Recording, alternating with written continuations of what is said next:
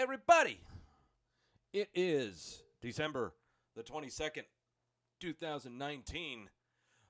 Oh, this is Wrestleview Weekly. Oh, boy. It's going to be a rough one, and you kids should know why. Excuse me here while let me see. I am Doug Lackey, veteran columnist of Wrestleview.com and co-host of Wrestleview Live, alongside the effervescent Mike Tedesco, the editor-in-chief of said Wrestleview.com, where we cover all of the major WWE pay-per-views immediately following them, including what's going to be happening, gosh, what is it, 5 weeks from now? I believe it's 5 weeks. The Royals of the Rumbles. The Royal Rumble. The Rumblest of Royals, the Royalist of Rumbles. Yes. And, don't mind me, I'm just pouring myself something here because we're going to need it. So, what we're doing, the Royal Rumbles is coming up soon. We had a really horrible pay-per-view, Sunday, last week, the Tender Loving Care pay-per-view. And so, I figured instead of going over what we've learned or sat through or, regretted doing last Sunday, I figure instead we'll talk a little bit about the Royal Rumble. Because what's interesting is we are coming up on a 1-year anniversary that I think a lot of people are not talking about. And no, I'm not talking about the time when all the McMahons and Triple H were in the ring and saying, we're listening to you, the fans. No, I'm not talking about that. That is not the 1-year anniversary I'm talking about. You'll find out what I'm talking about when we get over to the bit. Okay, you'll find out when we get to it. Hold on a sec here. I need to adjust my webcam because I'm a little too much to the side. Because this is how we do things here. We do it on the fly. We are not Adam Martin. There we go. That's a little better. Actually, hold on. Let me do one to the other side. There we go. That's good. All right. Very, very good. All right. So, yeah, we're going to talk a little bit about the Royal Rumble, but also touch base on an anniversary that happened. It's been 1 year. So, yeah, thought we'd do that. Here we go. If you're in the chat room now, say wee! If you're not in the chat room, I can't do a damn thing about that. Everyone, say it right now. I see Daniel. I see... Who else is in there? Who else is in there? Juan saying, I'm prettier than Adam. Oh, well, thank you, Juan. I see Andrew. I see Juan. I see... Who else is in there saying wee? Someone else say it. I see a Dave Barry. Hello, Dave Barry. Been a while since I've seen your name anywhere. Everyone, come on now. You got a little bit more time to get your wheeze in. Come on now. You know what to do. 5, 4, 3, 2, 1. There's Andrew. Okay, how's Grammy? Grammy's fine. She's still in the ground. She's fine. She's fine. All right. Sources today. It's a rarity. This is never really encouraged on this show. Dear God damn it, my chat. I hate it when I do the when we have my special guest shows or when we do the live. I've got to adjust things back and forth. There's Mashoon. Wee! I see Jamel. Wee! Look, I don't normally encourage this on the show, but I think after last night it's warranted. With all of the drinking that we did. It's a sober show. I'm sorry. It's a sober show. We're trying to recover from last night. I drank about 2/3 of that bottle of scotch. I was hurting this morning. I was hurting. Okay, but, a few mugs of tea, some Tylenol, some food, and you feel a hell of a lot better. So, yeah, I'm feeling fine now. But this morning was hurting. So, we're just having coffee, guys. I'm sorry. No, it's a sober show. I can't do it. Also, so the TLC pay-per-view, the predictions. Good news. We hit 100 wins. We cracked 100 wins for the year. Pay-per-view predictions, 100 wins. Awesome. Our record for Tender Loving Care was 3-4. Of those 4 losses, 3 of them were locks. I think we had Roman Reigns defeating Karen Bourbon. We had, it was last week, and I seriously don't care. So no, I don't want to relive it. All I know is 3 locks that I owe. That means 3 shots of the tequila. 3 shots. 3 shots of the Luna Azul Blanco tequila. Once again, guys, with how much we had yesterday, I need a break. Okay, so sober show today. None of these. I've got 5 weeks to take them. So we got that. Also, speaking of last night, the Crimbus Craptacular Christmas Party Wrestleview. I'm sure those words are supposed to be put in a different order, but we raised a ton of money for the awesomest cause, and that is for Mike and Victoria's beautiful baby girl, Liliana, who will be going through surgery January. Hello, hello, Goose. I agree. When you're in the chat room, you say, wee! Raised well over $2,000 for baby Lily. I think I'll call her baby Lily. And, but the big thing I want to talk about with that fundraiser, apart from all of you who contributed, donated, thank you all very much. If you would still like to donate, go ahead and click on the YouTube link for the Crimbus Craptacular. It's there to watch 4.25 hours long, but the donation link is there in the descriptor. So if you missed our show, but you would still like to donate $5 at least, whatever you'd like to give, please do so. It's awesome. It'll make you feel great. We'll just go ahead and put it that way. But with that $2,000 and some odd change that was donated to Mike and Victoria, one person in particular I want to talk about who donated, and that is, he's not in the chat room right now, and that is Mr. Nafis Sadat. Nafis Sadat is one of the first viewers or partakers of my show, Wrestleview Weekly, as well as Mike and Victoria's awesome post-Raw recaps. He's been a loyal follower, subscriber, everything. The dude contributed nearly $600 to Mike and Victoria. And so because of that, he's an awesome, awesome gentleman. And so because of that, coming up later on next year, here on Wrestleview Weekly, when we get to the Royal Rumble prediction show, he will be my special guest host. I would like for him to be guest host. If he cannot, then we'll find ways of getting him on the show. Okay. But either way, Nafis Sadat, I've let you know last night on the Crimbus show, and I'll let you know now. Just direct DM me on the Twitter, at Doug Wrestleview. We'll get everything all set up for you. Okay? But he will be in charge of making the picks for the Royal Rumble pay-per-view and putting my body on the line. Many have done this before. They have loved seeing me suffer, and so that's what he will do. Did he put us over $2,000? Oh yeah, he's the one that put us well over $2,000. So thank you again, Nafis, for giving so much to Mike and Victoria, the Tedescos. You are awesome, awesome gentlemen. Yeah, and a lot of stuff happening on that show, as it always happens every year on the Crimbus show, that we regret or we don't regret at all. We just don't care about. We just throw it all on the line. And we drink heavily. A lot. It was the whole crew. It was myself. Of course, Mike and Victoria Tedesco were there. But also Mr. Adam Martin, Hunter Golden, Tom Van Stone. Paul Nemmer made a surprise appearance near the end.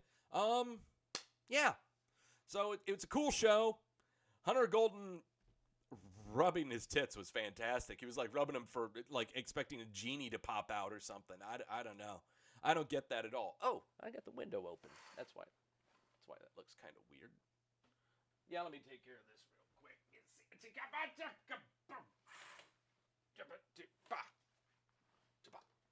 There we go.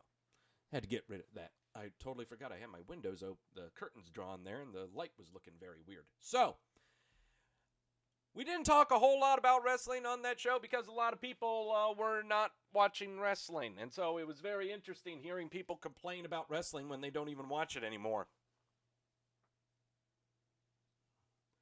You know, I isn't that what the argument is? People complaining about wrestling, the complaining about something they don't watch? I don't know. Gosh, my camera is just going all kinds of bonkers. I really apologize for this. But this is what happens when you drink heavily. This is what happens when you drink heavily. Okay. No, it's okay. Everything's fine. Everything is fine. Okay. Some kid named Sasha Banks, and not using the real name, said that Royal Rumble is going to be pretty cool. I hope so, because we're going to talk about it here in a little bit. We're not going to make predictions. We're going to just touch on that and again an anniversary. Not going to really talk a whole lot about WWE TV or AEW. I sure as hell don't want to talk about AEW. Not after the great punches that were thrown ending last week's show. Dear God. Because seriously, I went on the Twitter after that show. I didn't watch any of it. Didn't watch any of AEW. I just hopped on the Twitter on a random Thursday, on the Thursday afternoon, I should catch an episode of AEW. I haven't watched it in a while, and I see that gif going everywhere of the guy flat out missing the guy's face. Yeah. So I immediately, no, I'm making a wise decision. I shouldn't be watching AEW. But what's funnier right now, we got to sip the smartest sources we've ever had. What's amazing right now is now what's floating on the Twitter are apologists. AEW apologists saying AEW botches, the WWE botches, everybody botches. Well, you know what? Not as bad as what we saw there. Okay?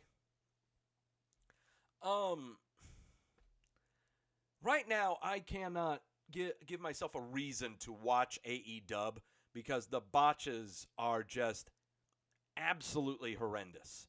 They're all bad. They are. The refs are botching horribly. The stand-ins that they have are botching horribly. The performers are botching horribly. Everything is bad right now. But I don't know. Jama says, "Wee! I thought AEW was supposed to be the home of the bestest and ring workers. I that's what I thought too. That's what I thought too. I don't know. They really can't make up their mind on the AEW what they want to do. Okay, they storylines don't stay in place very long. I don't know. I don't get it. I will never get it, I guess. But again, we know that right now the best pro wrestling television to watch, and I'm not talking about NWA Power. I'm talking pro wrestling TV. Right now, the best show is NXT. By leaps and bounds. Their storytelling is simple. They are patient with their programs. It is the best show right now. And right now, I think that's the only show right now that's worth reviewing for this from last week's entrance, because Raw and SmackDown are on autopilot. Raw is they've taped their episodes for tomorrow night. They taped their episodes for tomorrow night. I believe they're also taping their episode for SmackDown here soon. That all right? Is that live? I think that might be live. And they have taped the Christmas episode of NXT for this week. Spoilers will be coming up in the news. So if you're not interested, I don't know what to tell you. Sasha asking Doug, do you like WWE? Well, yeah, that's kind of why I'm doing. That's why I'm here. Yeah, I kind of do. Yeah. It's Phone It In month. Yep, sure is, Andrew. Sure is. All right. let's go ahead and try this. We're really hungover. We're not full bore pressing the gas or anything. Kind of just want to take it easy today, not have too long of a show. You know, that, and it's also Deanna's sister's birthday is today, and so we're going out to dinner for her birthday, and so I'm not wanting to have too rambunctious of a show. That's another reason why I didn't want to drink today. Going out to dinner to celebrate her birthday, and the last thing they need is me being drunk again. Well, not again, but I mean, you know what I mean. You know what I mean. All right. Wednesday. 2 big title matches happening on the NXT. The program where Mauro Ranallo goes crazy 8 bonkers at the opening of a bank.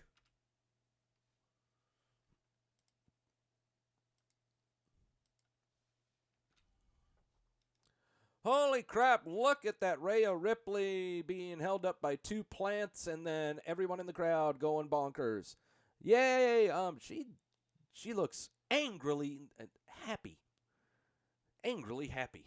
Oh boy. If you could not tell, she was facing Shayna Baszler for the NXT Women's title, and it looks like she won. I'm just going to make a guess. That's going to be my guess. NXT title match. Adam Cole defending the NXT championship versus the Fonz Balor. But it's not the Fonz Balor anymore because he doesn't have a collar on his leather jacket, so he's not popping them all the time. So, yeah. So, what are you going to do? Finn Balor versus Adam Cole Bebe for the NXT title. This was a show with limited commercial breaks, so this match had no commercial breaks to interrupt it. Reminded me of a match that Adam Cole had with Matt Riddle earlier this year. It was the same thing. And trying to cover it is insane. Absolutely insane. What kind of the gifts do we have? The Prince is good. Is good. Prince is good. Da Champ is good. Champ is good too. Oh, that's good. Nice little super kick from the apron, and nice selling by Balor. Nice selling by Balor there. Fantastic selling. What was good though about this match is that it wasn't so chock full of finishers and kickouts and all of that stuff, and it was actually pretty simple to follow, really easy to follow. In the end, Balor gets him with the drop kick, put him into a corner, hits the coup de grace. He's setting up for the 1916, but then Johnny Gargano walks out on the stage to distract him. Cole quickly low blows Balor because the ref was knocked down. And then we get the last shot, and Adam Cole is still the winner. What else have we got on here? Oh, there's your drop kick into the plants, into the steel grates. But here, at the end, Johnny Gargano he does not like Finn Balor. He just does not like Finn Balor at all. Juan saying, Rhea would have sex with you? I don't know about that. No. You don't have sex with Rhea Ripley. Rhea Ripley has sex with you. But we know we got to be realistic, guys, and don't be a dick. Don't be an asshole. Don't talk like that, okay? Very, very good championship match, though. Video package of the triple threat that we saw at NXT TakeOver between Pete Dunne, Killian Dane, and Damian Priest. Damian Priest versus Killian Dane. Not Killian Dunn, Killian Dane. Not Pete Dane, but Pete Dunne. No, it's Damian Priest versus Killian Dane in a match. Why? Because they don't like each other. Because the plot line was in that triple threat, Damian Priest cracked 2 ribs. No, he did not. No, he did not. He's okay. And so this is basically a revenges match. Lots of hard-hitting kinds of things. The story was that Damian Priest had a bad back, but it didn't seem to do a thing. Yeah. But a winner via clean pinfall was Damian Priest hitting the Reckoning, the Crossroads, or whatever the heck that swinging little neckbreaker thingy is that Nikki Cross also does. Taffy pulled guy versus big guy. Yeah, that's what this is. A Taffy pull Aleister Black versus, what is Killian Dane? What is a Killian Dane? See, Slim Albert. Not Fat Albert, but Slim Albert. I don't know. Maybe. I don't know. Taffy pulled Aleister Black versus Slim Albert. Svelte Albert. Homeless Kevin Owens. No, well. Maybe. Hairy Kevin Owens? Maybe. I don't know. It was kind of long. It was kind of boring, though, but it didn't really tell a whole lot. That's all. That's all I got to say. Kushida versus Cameron Grimes. Oh, by the way, we'll have news about the NXT Dusty Rhodes Tag Team Classic coming up in a little bit. Cameron Grimes versus Kushida. This was a fun one. A very fun match. Oh, boy. Here we go. Prepare yourselves. Backwoods Kevin Owens. Oh, okay, Jamel. I can fly with that one. Gotta clear my throat here. Hold on.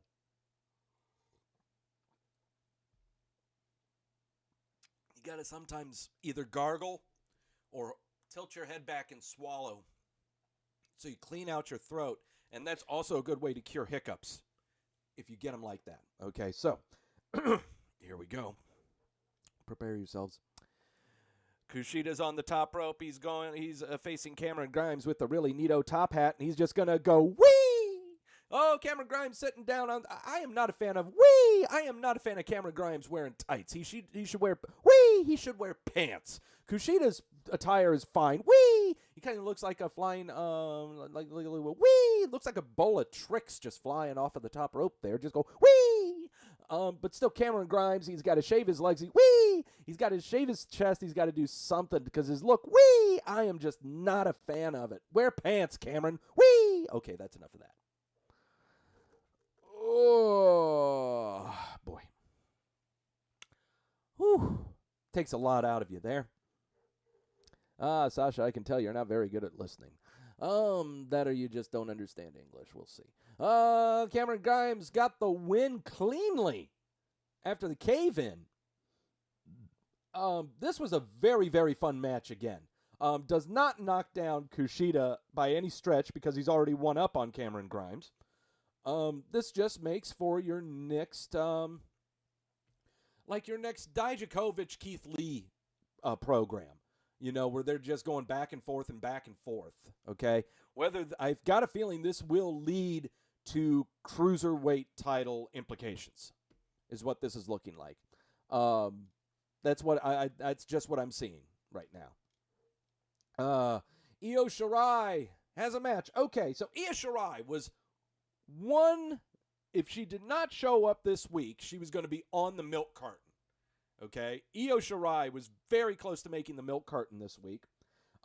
Fortunately, she had a match against Santana Garrett.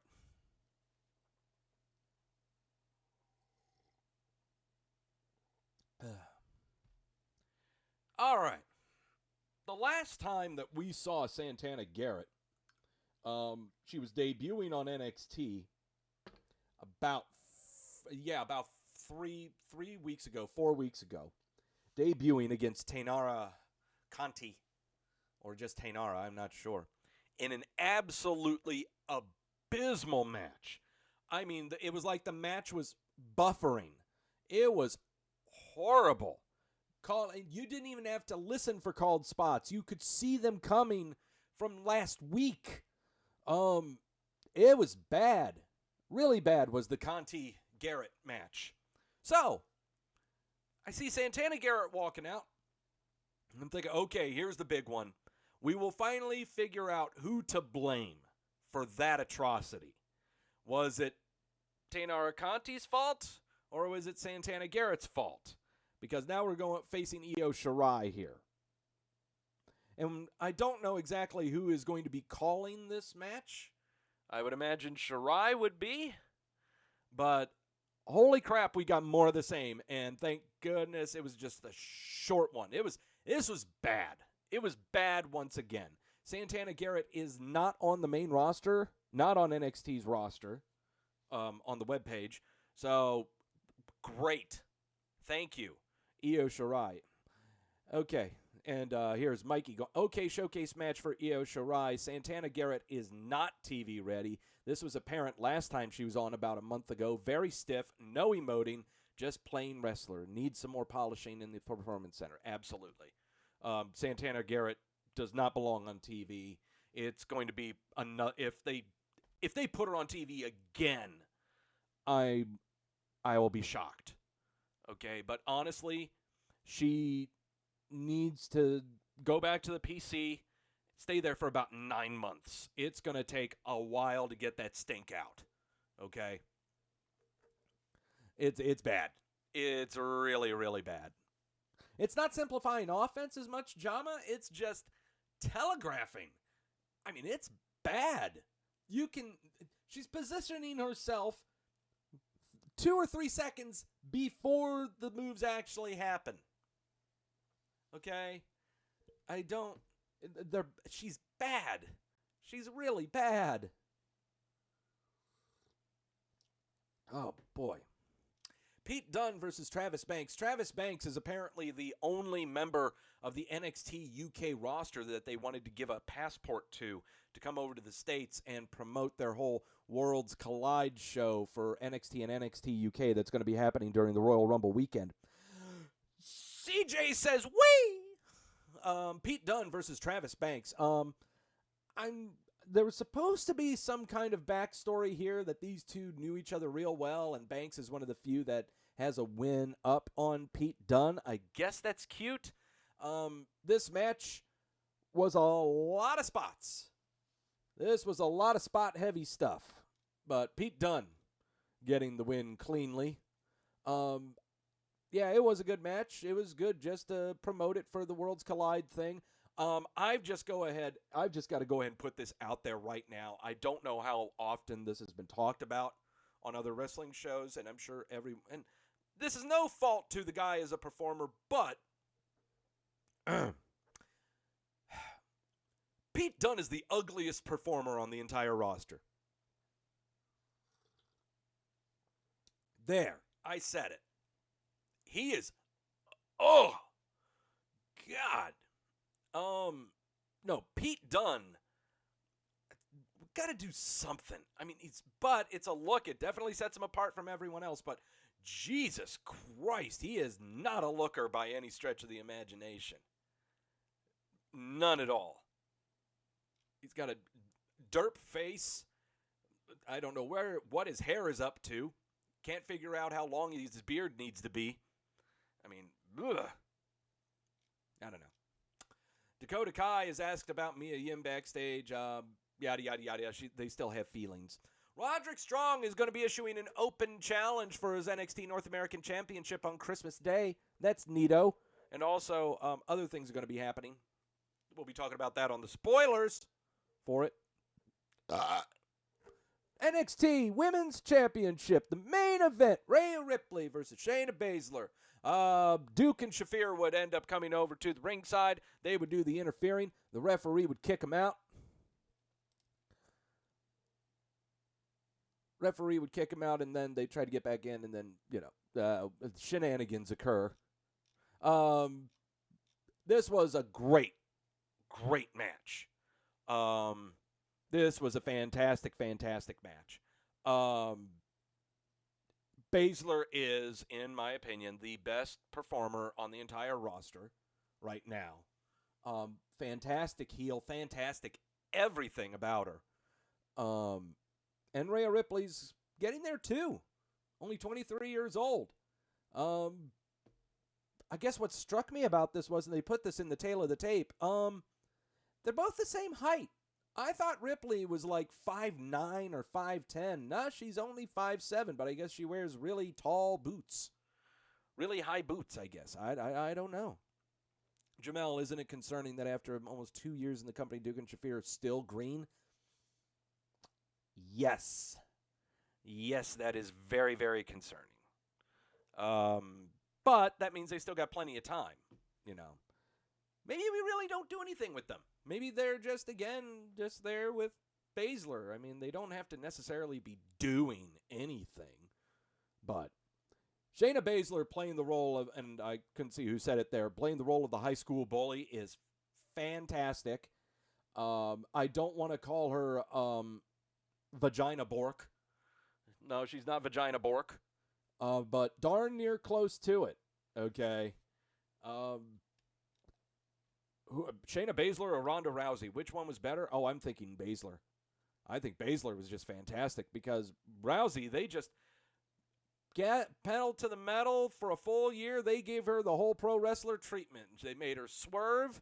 They made her do everything. When she became a heel, she was fantastic. But man, Jamel bringing it up right there. Shayna's version of the Mean Street Posse. Absolutely, that's what I'm seeing. The man gimmick would fit Baszler or Ripley better, says CJ. Absolutely. But that's what we got. That's what we got. Your winner, new NXT Women's Champion, is Rhea Ripley. Finally, the streak is broken. Finally, I can pick Shayna Baszler winning a match and not worry because she'll probably win it back. I don't know. Dave Barry bringing up, well, Shayna's winning the Rumble. I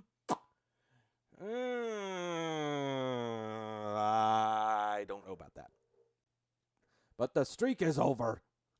The streak is over. Everybody's happy. Hey, what's Becky Lynch doing over there? What's Becky Lynch doing in the NXT thing? Oh, boy. All right. What did everyone think of the show? 93% gave NXT a thumbs up, and that is for the course because nobody watches NXT. They're all watching AEW. Nafisa Dot, hello, Nafis, you rich bastard, you. Yes. So, who won tonight's battle for Wednesday Night Wars? 79% said the NXT, 21% the AEWs. I think it's because NXT's punches landed. It might be me. I don't know. It's just a casual observation. Just a casual observation. That's all. It kind of feels good having a little bit of a sober show. We kind of need to relax here a little bit. CJ, you're leaving the room. Why are you leaving the room? Oh, crap. All right. NXT was awesome last week. We'll go ahead and put it like that. You know what else is awesome about this time? There are things that are awesome about this time of year, and it's not pro wrestling related, okay? Look, there are great things about this time of year. It's Christmas, and you're getting things, and you're giving things, and everyone is being happy. New Year's Eve and New Year's Day, where it's the start of something new, a new you. You find inspiration to, try something new, to be someone new, to be a better person. Yeah. But also the great thing about this year, CJ saying, oh, yo, I heard the Blue Show was good. I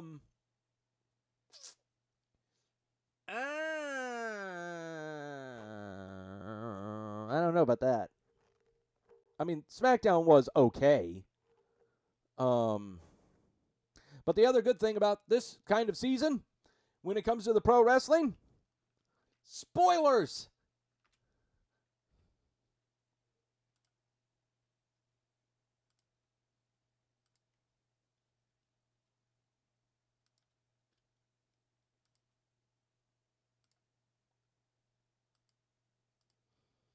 Where is it? Where are my spoilers? There they are. I found the spoilers. Freaking chat. I always got to fix these things on the fly. I never do that. There we go. Yeah. CJ also AEW taking a week off because pre-tapes aren't a thing. Apparently not. They did, so the pre-tapes, what we got going on. Raw was taped. Tomorrow's episode of Raw was already taped. Spoilers are up for that. We talked about them on the show last week. Yeah, we talked about them on the show last week. No, we didn't. Has SmackDown pre-taped? SmackDown has not pre-taped. I have not seen indication that they are. Let me see. I'm right now trying to bring up Raw spoilers because I'll go ahead and just do that. I'm going to save us all the trouble, which I should, do us all a favor because I am a man of the people. I'm a man of the people, and so the great thing about Christmas is spoilers. So they wrestle so you don't have to. All right. SmackDown will be live Friday because Friday night. Yeah, it's just after Christmas. Yeah, there's no big deal. Raw crew is in Pittsburgh that Friday. Okay. Really curious on the Raw reactions from the crowd on the spoiler show. The first show sucked ass. Yes, it did, Nafis. This second show, let's just fly through it. This is your Monday episode. This is your episode of Monday Night Raw for tomorrow night. They wrestle so you don't have to. Kevin Owens defeated Mojo Rawley in a Miracle on 34th Street fight. Owens cut a promo on Seth Rollins after the match, only to be laid out by Rollins and the AOP. I'm not going to call him the AOP anymore. I'm actually going to pronounce it. That sounds a lot better. He got beat up by Seth Rollins and AOP. I kind of like how that sounds. AOP. Oh, shit. Here comes AOP. There's AOP with the Super Collider. AOP. Okay. Bobby Lashley defeated Cedric Alexander. Lana announced that she and Bob Lashley, will be marrying on the December 30th episode of Monday Night Raw because it's been a while since we've had a wedding ceremony on Raw. It's been a while, so we deserve this. Lana is fantastic. I know that we have all had our qualms about the program involving Rusev, Lashley, and Lana. But what we are getting out of this is Vicky Guerrero-sized heat for Lana. This is fantastic for her. Who knows what they've got planned for Rusev? I don't know, But Lana right now is fantastic. I've got to have her getting slammed into the wedding cake like she was last time. God, that's the thing. Remember when her and Rusev were renewing their vows and Roman Reigns came out? Oh, God. Fantastic shit. Fantastic stuff. I've got to have Lana in a sexy wedding dress getting wedding cake dumped on her. Got to have that. Drew McIntyre versus Zack Ryder with Kurt Hawkins in tow. Just like many of the matches involving Zack Ryder with Kurt Hawkins in tow, both of them get their ass kicked. Raw Women's Champion Becky Lynch challenged Asuka to a match again. Asuka accepts the match and says that she will be Asuka Two Belts. Asuka Two Belts. Asuka Two Belts. That's what's going to happen. Asuka, Becky Lynch for the Raw Women's title. Don't know when that's happening. They're saying maybe Royal Rumble. I don't know. We'll see. Aleister Black defeated local talent. Buddy Murphy defeated local talent. And apparently on the December 30th episode of Monday Night Raw, Aleister Black will face Buddy Murphy once again, which is a fantastic match from TLC. Probably the only match worth paying attention to. Ricochet defeated Tony Nese. Ricochet defeated Tony Nese. Charlotte Flair defeated Chelsea Green. A debuting Chelsea Green by submission. Because we can't trust Sarah Logan or Natalya to do anything on our roster. So yeah, Chelsea Green debuting to a losing match, submitting to Charlotte Flair. The internet's going to go bonkers. People are going to shit all over the show because of it. No, it's okay. The Orange County defeated Randy Orton and the Viking Raiders. And then Rowan defeated a jobber because he's got something in a cage. Rusev defeated No Way Jose. Rusev says that Bob Lashley marrying Lana is the best punishment for Bob. Yeah. Jamel asking, do we really need Natalya back? Well, not really. I'm just saying it's another option out there, but no, we don't. No, we don't need her back. Finally, Rey Mysterio defeating Seth Rollins via disqualification in his United States title defense when Alp interfered.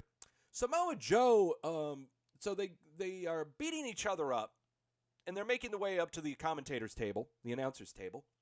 And Alp wants to put Mysterio through their table, and Samoa Joe ain't moving. So instead, Alp put Samoa Joe through the table. Seth Rollins gave Mysterio a stomp for good measure on the ramp, and there you go. It is official. Samoa Joe has cleared. His thumb is good. He is back. Everybody right now going Samoa Joe face turn. I am not a fan of thinking that this is a face turn for Samoa Joe. I think Samoa Joe, just like Kevin Owens in a way, can be more of a tweener, you know? But if we want to call that a face, sure, but he's not going to be super duper ultra mega baby face. That's Kevin Owens apparently on the Royal Rumbles. Can he be Mercenary Joe? Well, Mercenary versus Mercenaries with Alp, maybe. We'll see. Right now, this is gearing up to be gearing up for like you can imagine a six-man tag going on here with Kevin Owens, Samoa Joe, and Rey Mysterio versus Seth Rollins and Alp right there. Six-man tag. It's going to be booked sometime. Okay? And also somewhere along those lines, we may have a fatal four-way for the United States title. Who knows? That's kind of what I'm looking at right now. It's right now booking itself. It's what it is. So KO has the stunner. Samoa Joe can start doing the rock bottom. I think that's a good move. He's got to have a different finisher. Right now, the sleeper holder, Coquina Clutch, ain't cutting it. So that's okay. But we get Mercenary Miz. We got Mercenary Joe. Yep, that's right, CJ. That's what we got. More spoilers. This Wednesday's episode of NXT is on Christmas Day, so of course, we had matches taped Friday night over in Brooklyn, last Friday night in Brooklyn, alongside SmackDown, in their taping. These matches were taped during that time period. Isaiah Swerve Scott defeated Jack Gallagher. Double D, Dominic Dijakovic defeating Bronson Reed. And then the tag team of Keith Lee and Leo Rush defeating Damian Priest and Tony Nese. So, just keep all of this in mind. It looks like what we have going on here is, well, they're just matches that were thrown in. Nothing really to look at when it comes to programs here. Those were the matches that were taped in Brooklyn this past Friday during SmackDown. Also scheduled is on the Christmas Day episode is Roderick Strong defending his NXT North American title in an open challenge. He did defend this title in a match that was taped on December the 11th for NXT. Defended it against Austin Theory from Evolve. So, one would assume that this is going to be the match that we're going to be seeing on Christmas. Also, the following matches were taped for Christmas Day before the December 18th show went live on the NXT network, the USA network. Dear God, more coffee. Bianca Belair defeated some girl named Shotzi Blackheart. And Candice LeRae defeated Taynara Conti. So here's the thing. And here we have the pictures of the matches that happened over for SmackDown, during SmackDown. So, everyone who has appeared on these spoilers, Bronson Reed, Taynara Conti in particular, all of those people are off the milk carton. Since we know they're going to be on the shows, they are officially off the milk carton. That doesn't mean that the milk carton is small this week by any stretch. The milk carton, I think we're right now about 25 deep. I think. But we'll see. Shotzi is a new signee, the CJ says. Oh, okay. Sounds good to me. Jimmy Uso, last week was found not guilty of his DUI charge. His Florida case. Okay, this one I've got to check out. According to a report by WEAR-TV, ABC3 in Pensacola, after only an hour of deliberation on Wednesday, the Florida jury in Escambia County found current WWE superstar Jimmy Uso, or Jonathan Fatu, not guilty of a DUI charge. He was arrested back in July for driving under the influence in Pensacola. This was his third arrest for driving under the influence. He was pulled over after a police officer noticed him driving erratically and swerving left and right. The officer also noted that Jimmy reeked of booze. Officer attempted to administer a DUI test, but he refused. According to the police report, at 1:30 a.m. local time, a deputy was dispatched out to the area of Pine Forest and 9 Mile Road in reference to the possible DUI complaint. The deputy was advised by an off-duty officer that there was a vehicle traveling westbound on I-10 in excess of 100 miles an hour, drifting from the left to right and going out of its lane. Vehicle drove into the parking lot of the Ticket Sports Bar. When the deputy arrived at the scene, the car was gone. The deputy was parked at Publix when he saw a vehicle turn from Pine Forest Road onto Highway 297A, rapidly accelerating and almost hitting another vehicle. Fatu's vehicle speed was clocked in at 86 miles an hour. This was Uso's second arrest of 2019, as he and his wife Naomi were pulled over in Detroit, and he was charged with disorderly conduct and obstruction. His wife was pulled over after driving the wrong way down a one-way street. The arresting officer noted the car smelled of alcohol, and he later pled no contest and paid $450 in fines. Usos have been off television since this past summer. I'll give you the specific dates later on. TMZ later would release police footage of Jimmy Uso's arrest here. We played this earlier, and I don't want to play it again. Kept on turning down a breathalyzer and kept on saying, "What am I being arrested for? What am I being arrested for?" You're blitzed out of your mind. I've got to know how he got out of this. I've really got to know. Okay?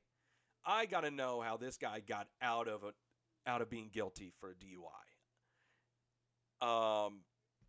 I'm sure it was a fabulous lawyer. I'm not, that's number one. Okay? But I got to know on what basis, on what grounds he turned down a breathalyzer, speeding, unless it had something to do with the officer staking him out, maybe. I'm not sure. I'm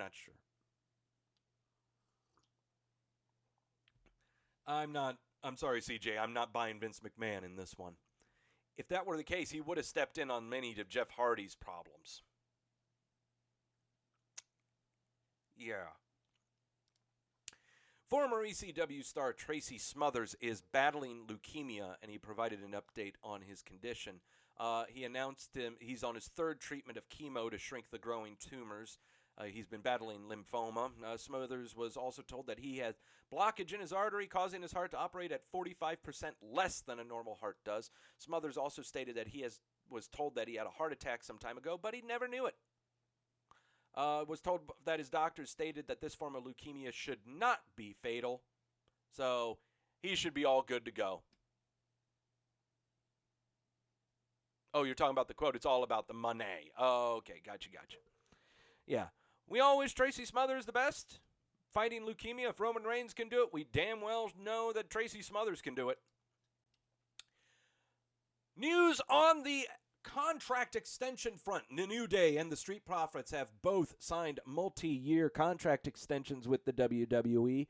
We don't know what exactly they are or how long they're going to go, but they are multi-year extensions, that's for sure. We're signing up all the black guys. I'm kidding. I don't think that's exactly what it is. Jamel, how the hell do you no-sell a heart attack? I don't know.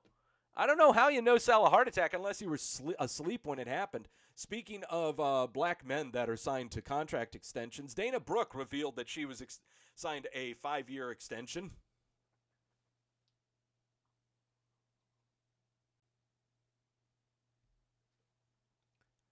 Hey, it's my fault. I put it out there. It's my fault. I don't know what to tell you. Sorry. Can't help it. You know, slip of the. I've got a cold. Jason Jordan and his wife are expecting a baby girl this coming June. June. Kurt Angle responded because that's his dad. They're expecting a baby girl. They are naming her Ava Rose Everhart. WWE Hall of Famer Kurt Angle, in his attempt to keep kayfabe from the storyline of him revealing on the July 17th, 2017 episode of Raw, responded on Twitter by congratulating his first son. So here's the tweet from Jason Jordan. And there's Kurt Angle. Congrats to my first son, Jason Jordan, on the great news that he and his wife are having a baby girl. No offense, but I hope she looks like her mom and not like us. Are you going to name her after me? Kurtina? Regardless, I'm proud. Aw. I love keeping kayfabe when it has long passed. Kurt Angle is a fabulous person. Kurt Angle is a fabulous person. Impact Wrestling, speaking of people who have not signed contracts or on contract extensions, this guy isn't. Some guy named Killer Cross was released from his contract at TNA, at Impact Wrestling. His real name, Kevin Kesar. I don't know much about the guy. Never seen any of his matches. Looks like a jacked piece of crap. As is most. But, it's amazing. I don't know where he could be going. Oh, look, Major League Wrestling announced that Killer Cross will make his debut at the Fightland event on February 1st in Philadelphia.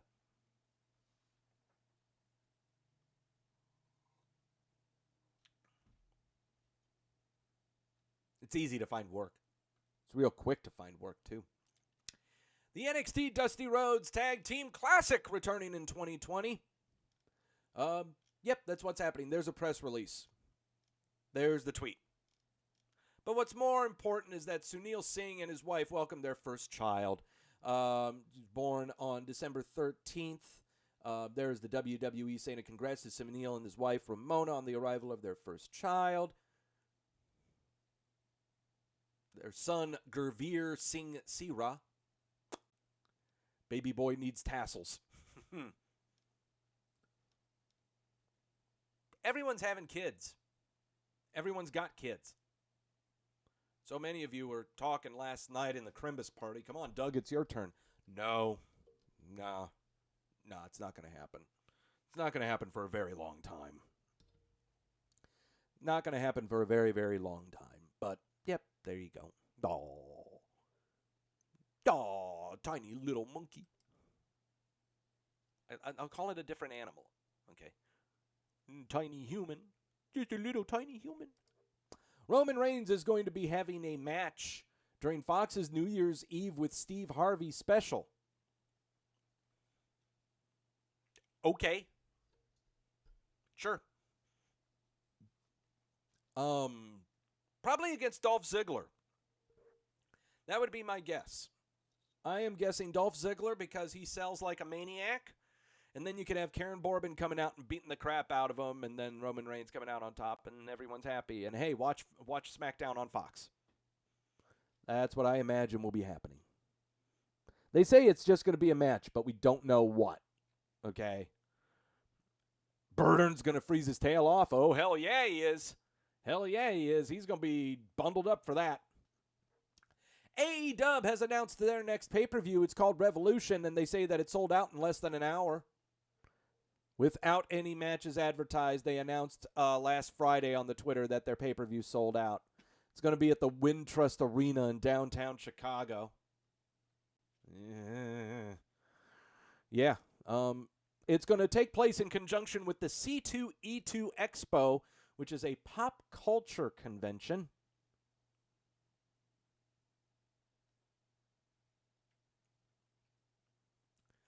I turned 40 this year. I understand anime conventions, comic book conventions, Star Wars, Star Trek, gaming conventions, board gaming conventions. Everything I know about conventions and any kind of geek hobby or nerd hobby, I understand. Totally get it. What the hell is a pop culture convention? What is this? What is a C2E2? I'm not going to look it up. It's just making me angry because I'm old. That's what happens when you have a sober show. You realize how old you are. I don't know. See, it's pretty much Chicago's New York Comic-Con. Okay, CJ. Okay. Why they call it a pop culture convention? Just call it a comic book convention. There's nothing wrong with that. Everyone goes to comic book conventions. Everyone dresses up for them. AEW reached 100,000 live event tickets sold milestone in inaugural year. Congratulations, you've sold 100,000 tickets. Yeah. Okay. Okay. I don't know if this... Are they really going to be doing this with every single milestone they come up to? Every single thing, like, oh, we sold out. Okay, that's what you're supposed to do. We've got another pay-per-view. Well, we know that's what you're supposed to do. We've hit 250,000 tickets sold. Well, that's what you're supposed to do. All of this you're supposed to do. I mean, it's no... The sheen is gone, okay? The sheen is gone, all right? I know you've debuted as a company now. It's been, 3 months? Okay? The honeymoon is gone, okay? Stop it, all right? Now you need to talk like you've been there before. This reminds me of that Chris Rock shit. Yeah. I raise my kids. Well, that's what you're supposed to do.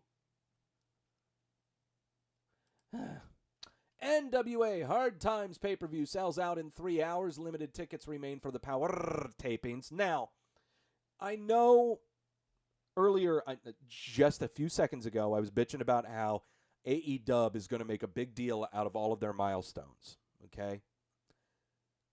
But this is different, okay? This is an outfit that's only on YouTube, doing studio wrestling, okay? And in my opinion, is one of the most refreshing shows to watch.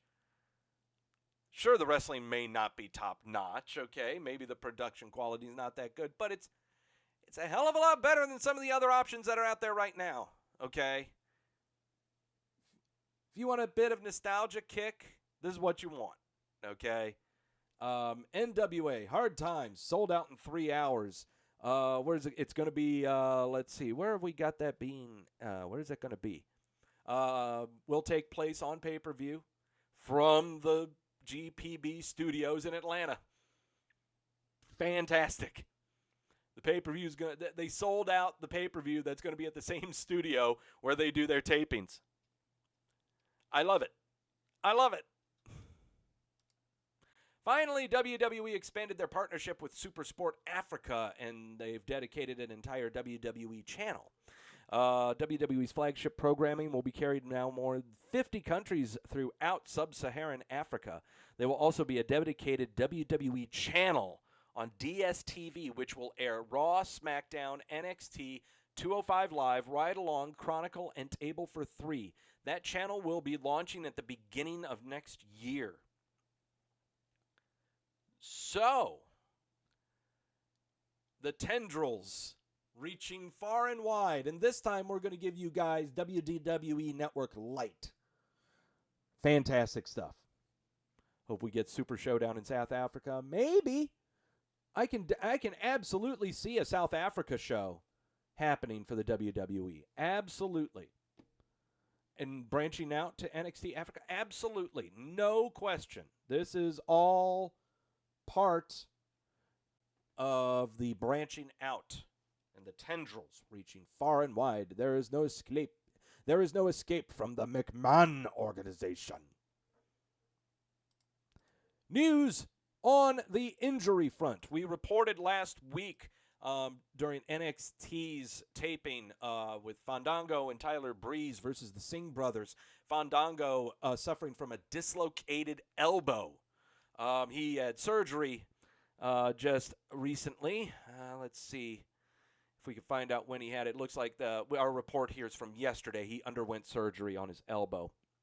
Tommy John surgery on top of that. Procedure was done. Let's see. We can find out here. made a surprise return. Yep, here he is, arm in a sling. It sucks. Dreams of pitching in the Major League Baseball are kind of over. Yeah, it sucks. And he was just coming back from a torn labrum. He hasn't even been in action for 2-3 months, I think. 3 or 4 months, something like that, and he's already hurt again. Here's the thing. When it comes to all the performers getting hurt and the problem of being labeled injury prone, okay, and a lot of performers take offense to being called injury prone. Well, fine, then I have a different term for it, but first let me preface with this. Today, while I was putting together the show, I was watching some of Sheamus's Celtic Warrior workout videos on YouTube. And for one, getting some pointers because I want to get back to working out and looking better. I'm skinny frame and I've got a dad bod like you wouldn't believe, even though I'm not a dad. But watching the Celtic Warrior workouts, I watched a lot of them involving R-Truth, Eric Rowan, Heavy Machinery, but a lot of, especially Heavy Machinery. Who else? What other ones did I watch? Babatunde. But I watched a lot of the videos from the Celtic Warrior workouts involving those that were injured and the stretches and workouts that they would do to rehab from their injuries. And the one comment all of the performers would say is that the reason you get injured is because you're not working out. You're not staying flexible. You're sitting down. You're being, immobile. And that can happen either by not working out or by how you travel. Most of the superstars and performers are flying to one location. That can be for a 4-hour flight, do the show, sleep in a piece of crap hotel bed, and then drive for 4 hours in a rental car to another place, and then sleep in another crappy hotel bed. So what I'm trying to say is it's really difficult to maintain peak physical condition when you're immobile, when you're flying or when you're driving. What takes a toll on a performer more than anything else is not just what happens in the ring, but what they are not doing. And that's working out, training, rehabbing, stuff like that. And that was kind of eye-opening to me. And so it leads me to wonder, when it comes to when performers injure themselves, then what is their schedule when it comes to traveling? How do they travel? And are they taking good care of themselves during their travels? How quickly do they go to the gym? I'm not questioning their work ethic or how much they work out. It's just how much are they not working out? How much of that can be prevented? That's all. And it's not an attack on their character. It's not an attack on their work ethic. This is just, again, being immobile, being inactive. You get stiff, and then you get into the ring, and you do an elbow drop from the apron onto a guy that's prone on another guy's leg, and Tommy John surgery. Now you need it. That's all. Nothing, again, it's not an attack on Fandango or anything like that. Not at all. Also, TLC, Kairi Sane has not been cleared to perform after that TLC main event last Sunday, where, man, was she out of it. Definitely suffered a concussion somewhere along that match. That's why it was so disjointed afterwards, because all of the performers seemed to be concerned about her well-being. Kairi give the thumbs up the following day on the Twitters. Asuka saying, "We are the champions. My partner is tough." Becky Lynch saying, "You are truly a warrior." Charlotte Flair, "You are a badass woman." So, yeah. Everyone giving her the thumbs up. She definitely suffered a concussion. We're not sure when she'll be cleared to come back. So, for now, we're just putting her on the injury list, and here is said injury list. Nia Jax, reparative surgery on both ACLs in both knees. She's going to be due back for the Royal Rumble. Whoopi Wyatt, reparative bilateral surgery on both shoulders. She is due back for the Royal Rumble. Jinder Mahal, ruptured patella, not going to be back until WrestleMania times. EC3 with a possible concussion, but we're not sure of his return. Kairi Sane, concussion, not sure when she'll be returning. Jeff Hardy, when he is not speeding down the highways of North Carolina drunk as a skunk or passed out drunk as a skunk in the stairwell in Myrtle Beach, he is trying to repair his knee in time for Fastlane.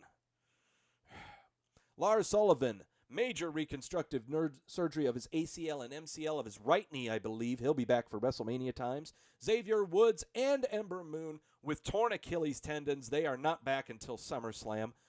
Boa on the NXT side, torn rotator cuff and labrum. He will not be back until SummerSlam times. Velveteen Dream, lumbar injury or strain of some kind. He'll be back in time for the Royal Rumbles. Bobby Fish with a concussion. Not sure when he will be cleared to go back into the ring. He has been appearing on television, but not doing anything. So, still putting him on the injury list. And finally, Fandango, dislocated elbow, underwent successful Tommy John surgery. He may not be back in time for TakeOver Portland. We might be putting that further out, but we'll see about that. So, those are the people that are hurt. What about the people who aren't hurt? What about the people who are perfectly healthy? What about the people who haven't been on WWE or NXT television or pay-per-view for, say, 3 weeks?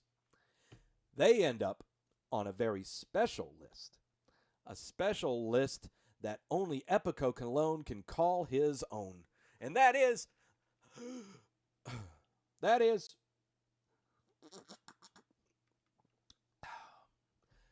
the WWE milk carton.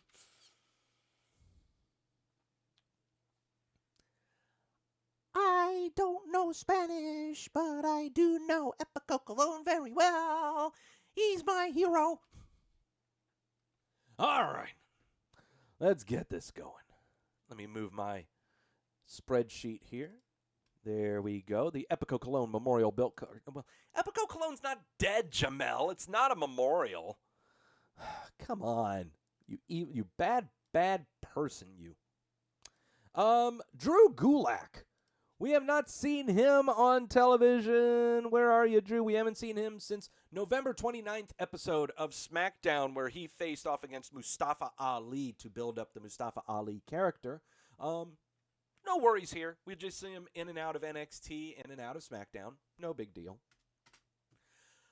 Mansoor. We have not seen him since the November 27th episode of NXT, where he was facing Shane Thorne. Shane Thorne, the epic spot monkey that he is, and Mansoor, the desert warrior that he is. First time that Mansoor has ever appeared on WWE programming. Shane Thorne, just a beautiful spot monkey, not selling a goddamn thing. So yeah, haven't seen them for a while. Isn't Drew Gulak a Hungarian lunch dish? Yeah, it could be.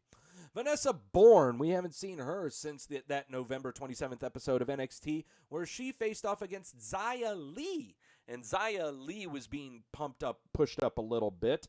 I don't get what's so attractive about her. I don't know. I don't get it. No. I don't know. The hair's weird. The body's weird. Everything's just weird. The Iconics. We have not seen them since the November 25th episode of Monday Night Raw, where they were trying to sell us shit from WWEshop.com.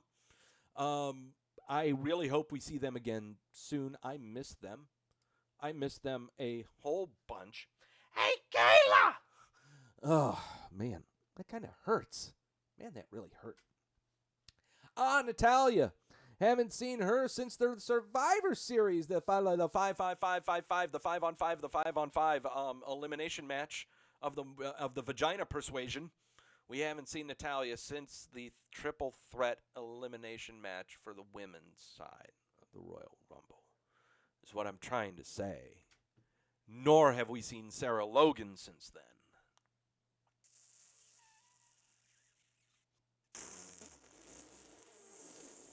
I don't know. Your guess is as good as mine. I don't know what we're doing with Sarah Logan except putting her on main event to face Natalya, which she's been doing.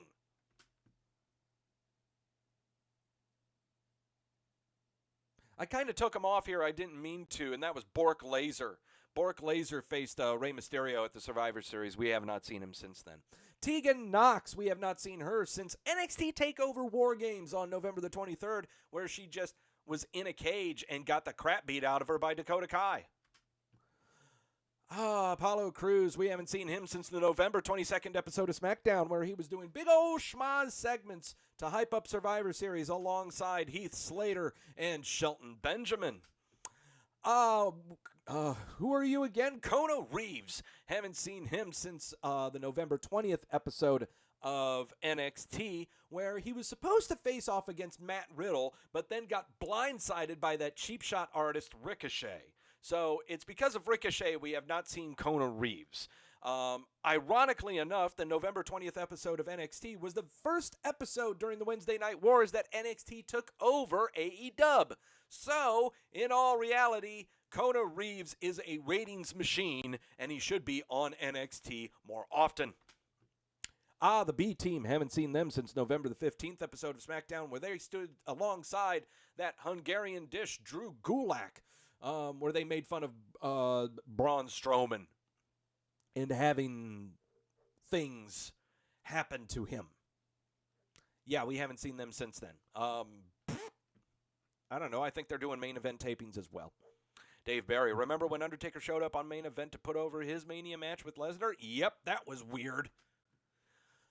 Aaliyah, haven't seen her since the November 13th episode of NXT, where she, just like her friend Vanessa Bourne, faced Xia Li, and they're trying to sell right now that she is out with a broken septum or nose or something, because Xia kicked her in the face really, really hard, and so they spread her a strawberry jam all over her face, or ketchup, to make it look like it was. It was...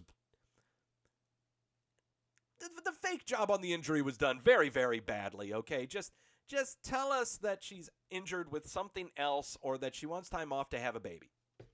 One of the two. Oni Lorcan, haven't seen him since October the 16th episode of NXT, where he teamed up with Danny Burch to face Fabian Eichner and Marcel Bartel of Imperium. This was the last match he was in because he was entering contract negotiations.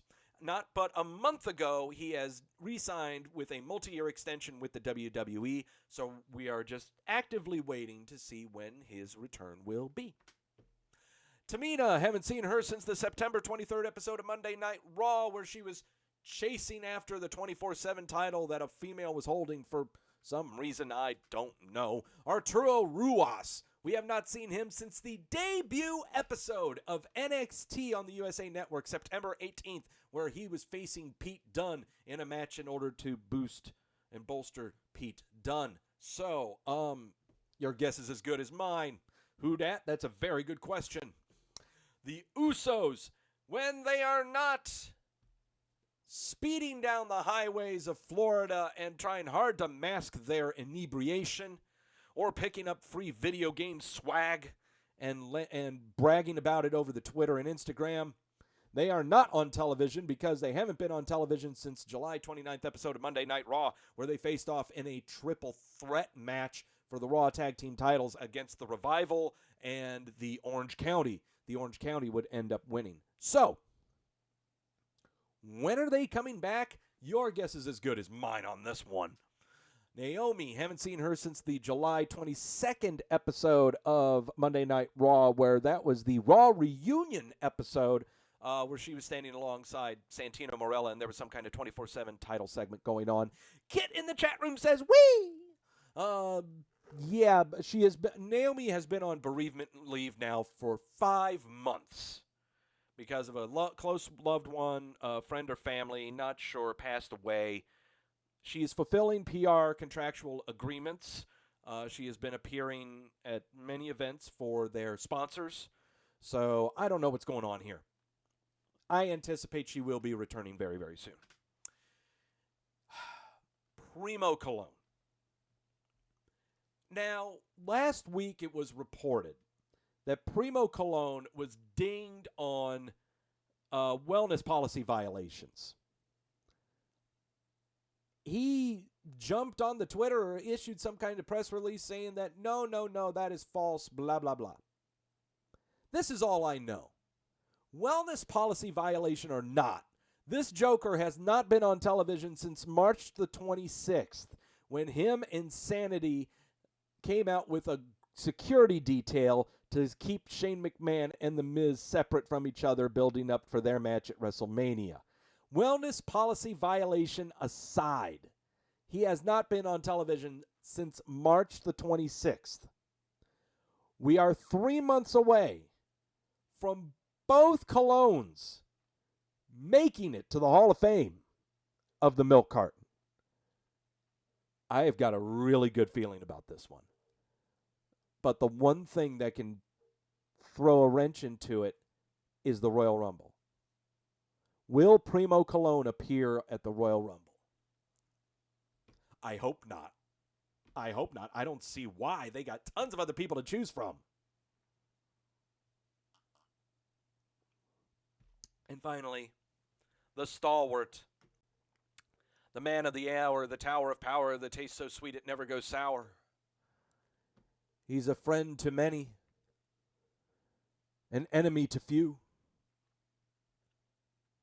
He is the world champion of his father's Puerto Rican Wrestling Federation, and that guy is Epico Cologne. Epico Cologne has not been on television since Survivor Series of last year, when he was in the tag team elimination match in Survivor Series between Raw and SmackDown. The Ascension was in that match, and they were released quicker than he was. And he has yet to... He's still with the company. The Ascension was released before they've released the Colognes. Go figure. Go figure this one out. I don't know. I don't get it. I will never get it. And so that right there is the WWE milk carton. Others that will be appearing, barring any kind of stuff happening on the spoiled episodes, we got Eric Young, Titus O'Neil, Drake Maverick, Lucha House Party. But the big name that I'm kind of looking at is Matt Riddle. Matt Riddle was not slated on the spoilers for NXT. So, I don't know. So, yeah, unless he's injured or something, he's going to be on the milk carton if he doesn't appear on TV. So, that's the milk carton. We are still hungover from last night's Christmas show. And slightly kind of fighting our hangover from Tender Loving Care pay-per-view last Sunday. Instead of reliving or rehashing all the bad things that happened at Tender Loving Care, instead, I would like to talk about the inevitable that's happening, the Royal Rumble, where a lot of people are returning, okay? A lot of people are returning from injury, and they are always surprises at the Royal Rumble. So, people coming back, and on top of that, we're coming up on a 1-year anniversary with the WWE. And it's a 1-year anniversary that no one's really talking about. And no, it is not the anniversary of when the McMahons got in the ring and said that we are listening to you now. This show is all about you. No, that's not the anniversary I'm talking about. That's the one that everyone's latching onto right now and trying to make points about it when they're all wrong, when they've gotten everything they wanted after that happened. So, it's been 1 year. Let me enlighten you with the hangover.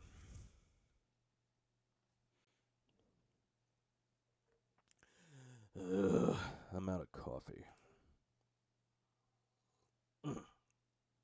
It is the 1-year anniversary, again, of something that's very, very not out there. Not out there, but it's not well talked about until You have someone like me who's a little autistic and has a vast memory.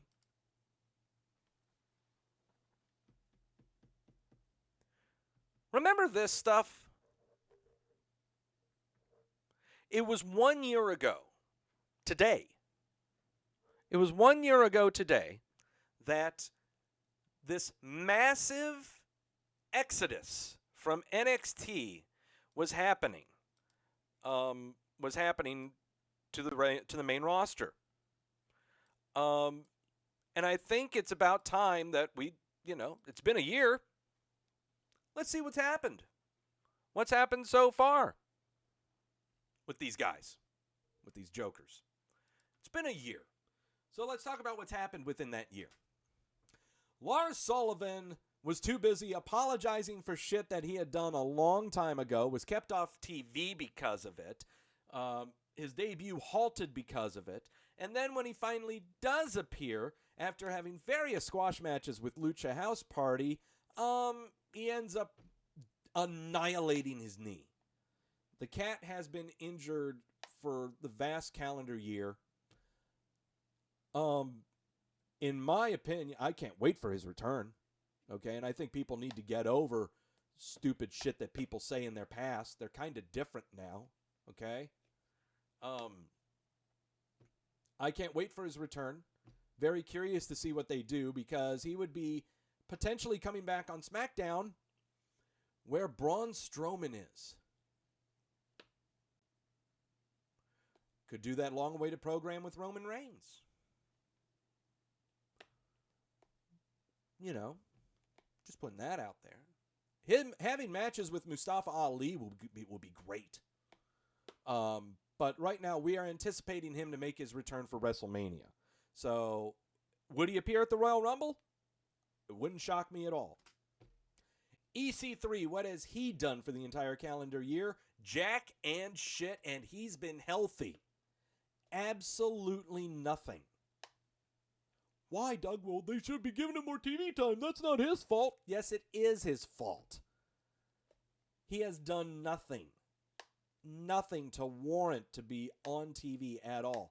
This is a clear-cut example of slamming the pedal down way too soon. This is what we fear what would happen to, say, a Velveteen Dream. Okay?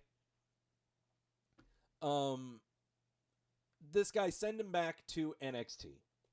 Send him back to NXT. Just let him refresh there. There's nothing wrong with that. He was only in NXT for maybe less than a year, and they brought him up. So, Goose saying Fightful reported that his knee is so bad you may not see him till SummerSlam. Okay. May not see him till SummerSlam. Who knows? But again, we aren't going to see EC3. Who knows if we're going to see him? I don't know. Lacey Evans has had a fantastic year. Okay? First debuting and doing nothing but walking up and down the ramp and making everyone pissed off. Then having matches with Becky Lynch, Charlotte Flair, Bayley, Sasha Banks now. Just fantastic career right now. She is doing just great. And the only thing that I've got going on right now is that she is now swerved to babyface. It's been only a year and she's already done the swerve. But it is a swerve that was fabulously done, with her daughter at ringside swiping at Sasha Banks while she was having her match last Friday. I really thought that this would happen, where when they'd swerve her to babyface, they would paint her as the Marine, and the mother. It's what they would do.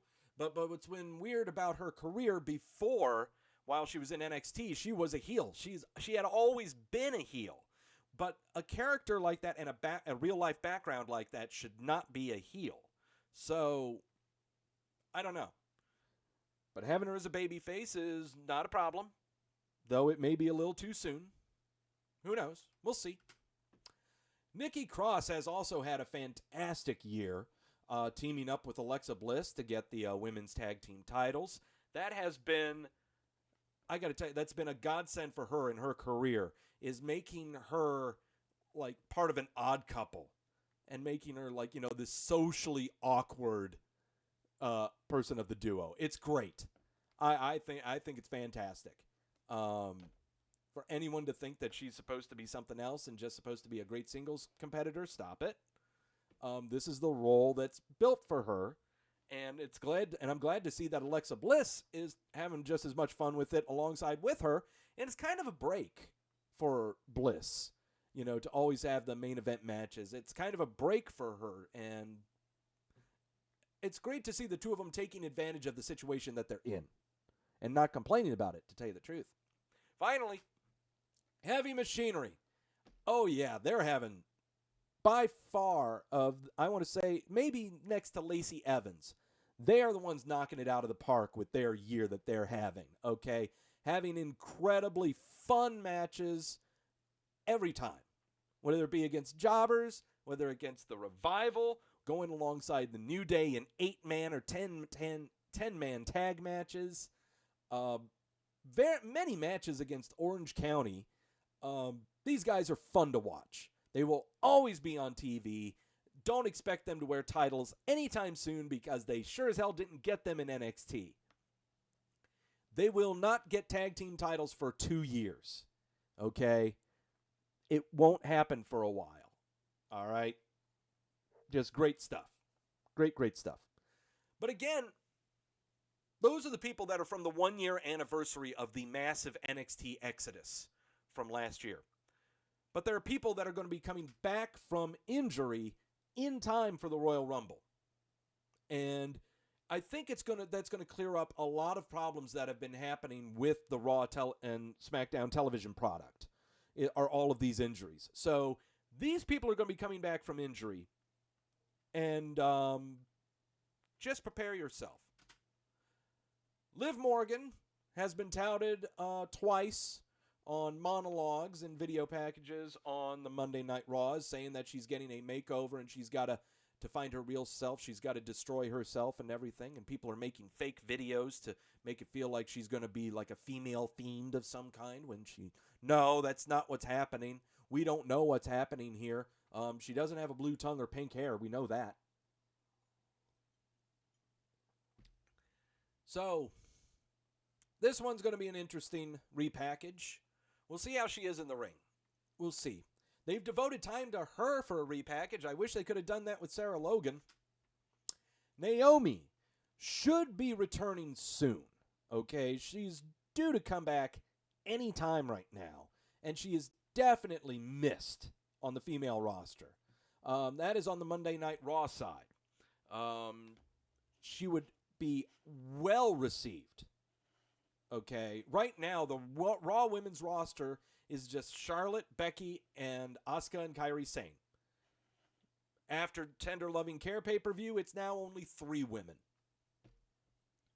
You've got one on the shelf. Well, actually, you've got one coming back in a repackage. You got one coming back here from bereavement leave. You've got Nia Jax, who's going to be coming back from reparative surgery on both of her knees for the Raw roster. And then you're going to have Ruby Riott return from bilateral surgery on her shoulders. Understand that the women's roster on Raw is incredibly depleted, and it's only because they're either injured, they're on leave, or you're repackaging. Though you could have put people like Sarah Logan out there. Let people know. Or just bring someone random from SmackDown. Who cares who? But this is what we got. And I think it's more interesting to see what they do with Nia Jax than anything else. She has been one of the main characters on the Total Divas show. A lot of focus on her, to tell you the truth. And Wanda Rousey. Wanda Rousey is an alumni. She's not going to show up or anything like that. She might be coming up soon, but we don't know. So, Nia Jax right now, to me, is the surefire winner for the Royal Rumble. That's what I think. I believe she won the Royal Rumble, one of the first ones, I believe. Last year was Becky Lynch. That's what I think. I really see her winning the Royal Rumble.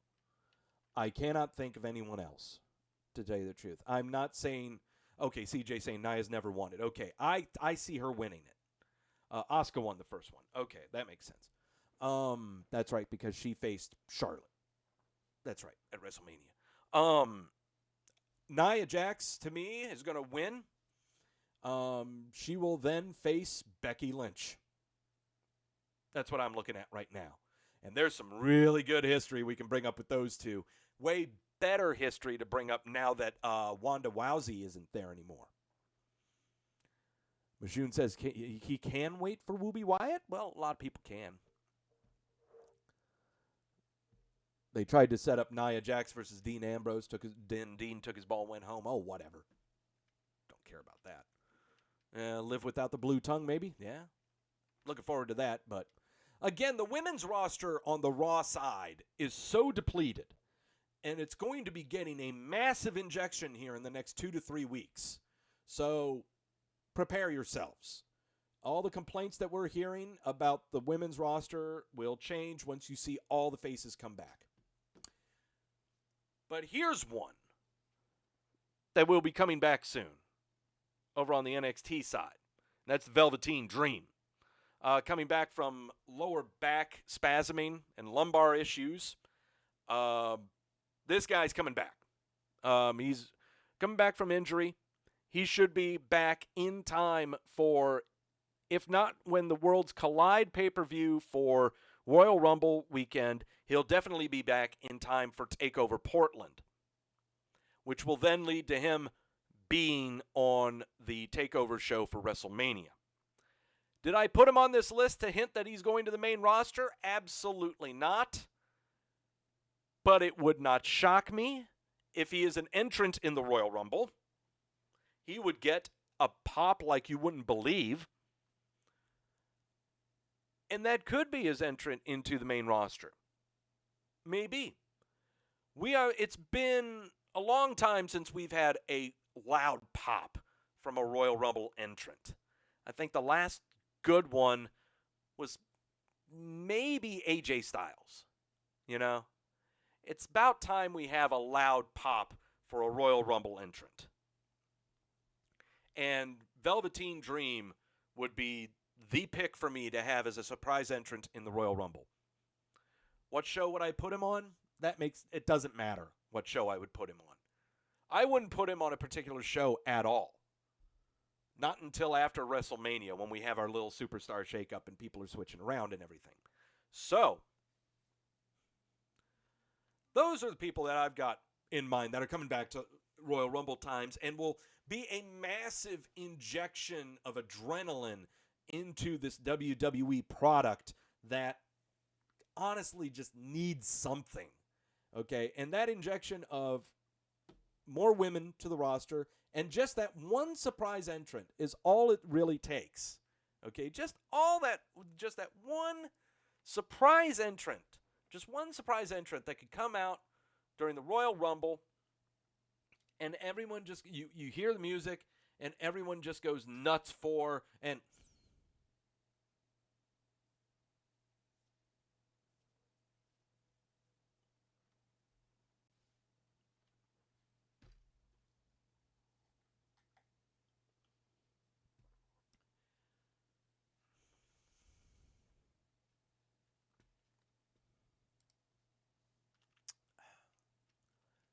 not you.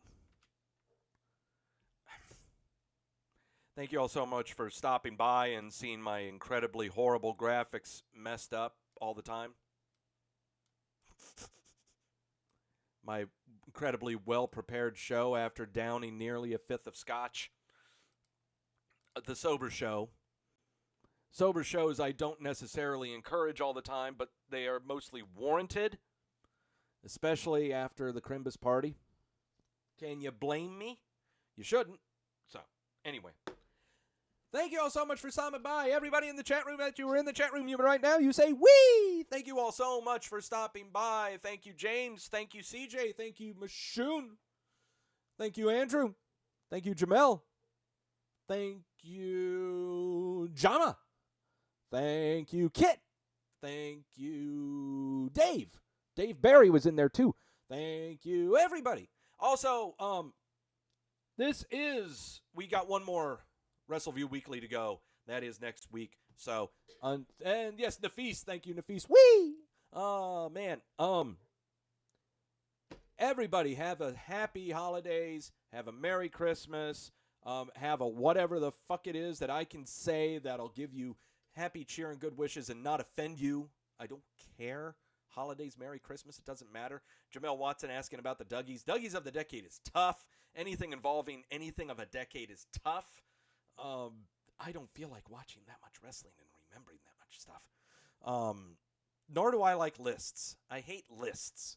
I hate grading and stuff like that, you know? So, I don't know. I don't know really what we're doing. I just know that next week is the final Wrestleview Weekly of the decade of 2019. Who knows what I'm going to do? I don't know. I just know I got to have I got to make up for 3 locks that I've got it down. You need a decade of Dougies? Oh, God. Ugh. Oh, boy, is that tough. Oh, God. I really don't want to do 10 years of remembering. That's why we drink. We drink to forget. I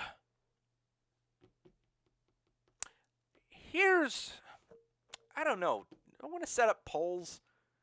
I guess I could set up polls or something like that. I don't know. I don't know what I'm going to do. I really don't. It's the final one of the decade. I just want to take it easy. You know? We could talk about, like, you know, each year and the stupid shit that happened each year, I guess. But I think what really sounds good is, man, I could fly through all of the pay-per-views for the past decade. And you kind of sit back and you go, oh God. Oh, that happened? You know, I think that's what I'll probably do. That sounds pretty good. 150 pay-per-views? That's darn near close to it. 150 pay-per-views. That means 150 slides. I remember lots of things, Jamel. I remember Fatal 4-Way. I remember Great American Bashes. I remember The Bash. I remember all kinds of Valentine's Day Massacre. I remember all kinds of things. So, here's what we'll do. Next week, apart from reviewing, I don't know, we're really going to review anything. I think the only show we're probably going to review is SmackDown, because that's going to be live. So we'll review SmackDown. Whatever news happens, going to go over the news and the milk carton. But then we're going to talk about the pay-per-views that have happened this decade. And try to remember what's happened, okay? And I will bring up not just the main events of the pay-per-views, but some things that we're trying to forget. People that are no longer with us, who knows? So, until then, again, thank you all so much for stopping by. Have a happy holidays. Have a Merry Christmas. Hope the fat red guy gives you everything that you deserve, even if you're a horrible person. And, as always, I need more coffee. Oh, boy. 2010 is going to be a shit show. Yep, it sure is, Jamel. And as always, know when you're being sold to.